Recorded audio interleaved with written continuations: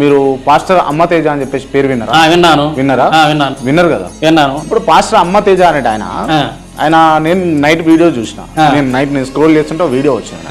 ఏమంటాడంటే ఆమె ఒకటి ఉంటుంది, నీ పేరు జ్యువెలరీ షాప్ పేరుతో ఉంటుంది కాలా అని కళ్యాణి అని పేరు చెప్పేస్తాడు.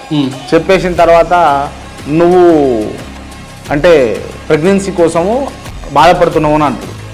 అవును అని అంటాడు. అన్న తర్వాత నువ్వు నాకు పేరు చెప్పినావా ఇది చెప్పినావా అని మళ్ళీ దాని తర్వాత ఆయన ఆమ్ బూమ్ దూష్ అని చెప్పేసి ఇట్లా అంటాడు. అన్న తర్వాత నాకు దేవుడు చెప్పిండు నీకు ప్రెగ్నెన్సీ అవుతుంది అని అంటాడు. స్వచ్ఛమైన కుమారుడు పుడతాడు, పరిశుద్ధుడైన కుమారుడు పుడతాడు అని అంటాడు.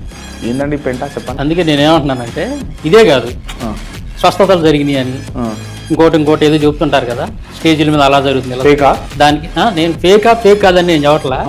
నేను ఏం చెప్తున్నానంటే మీలాంటి వాళ్ళకి సలహా ఇస్తాను. సలహా కాదు, మీరు తప్పనిసరిగా మీరు చేయాలి ఒక పని. ఏంటంటే ఆ వ్యక్తి ఎవరో ఎంక్వైరీ చేయండి. ఎవరు సపోజ్ ఇప్పుడు రోగం తగ్గిందని స్టేజ్ మీద ఇది పలానా ఆయన స్వస్థత చేశాడు నాకని రోగం తగ్గిందని వ్యక్తి ఒక వ్యక్తిని తర్వాత ఇది నీకు సంతానం కలిగిద్దని చెప్పినటువంటి ఆ వ్యక్తి ఎవరు వాళ్ళని ఎంక్వైరీ చేయండి. ఒకసారి స్ట్రింగ్ ఆపరేషన్ అంటారు చూడండి, వాళ్ళ ఇంటికి వెళ్ళి అసలు వీళ్ళ చరిత్ర ఏంది, వీళ్ళు నిజంగా ఇంతకుముందు ఈ వ్యాధి అదే నేను అంటే దానికి ఆన్సర్ చెప్తున్నా.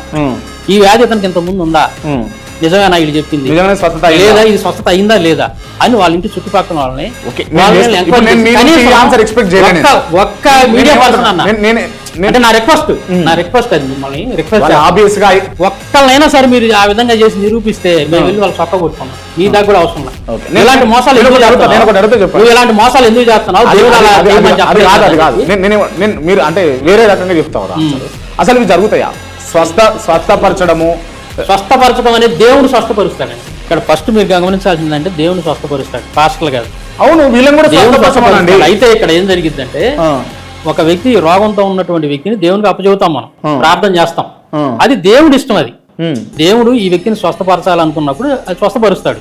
అంటే దేవుడు అది ఎలా చేయాలనేది ఆయన తెలుసు కదా, సృష్టికర్త కదా. ఎవరిని ఉంచాలో ఎవరిని తీసుకోవాలో లేదా ఎవరిని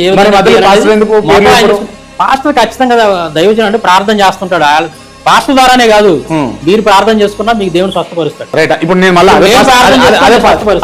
ఏంటంటే ఒకటి స్వస్థపరచడం అనేది మాత్రం తప్పు. అది స్వస్థత జరగదు అనేది తప్పు. ఎందుకంటే మీరు గనక ఇంటర్వ్యూ చేస్తే మెడికల్ రిపోర్ట్లతో సహా ఈ వ్యక్తి చనిపోతాడు, క్యాన్సర్ తోటి చనిపోతాడు అని చెప్పి డాక్టర్ సర్టిఫై ఇచ్చి ఇంటికి తీసుకెళ్ళమని చెప్పి ఇంటికి పంపించినటువంటి ఒక వ్యక్తి ఒక చర్చిలో ఉండి 10-15 రోజులు పాస్టర్ గారి ద్వారా ప్రార్థన చేసిన తర్వాత అతను చక్కగా బ్రతికాడు, పెళ్లి చేసుకున్నాడు, 2 పిల్లలు ఆయనకి. ఇప్పుడు పాస్టర్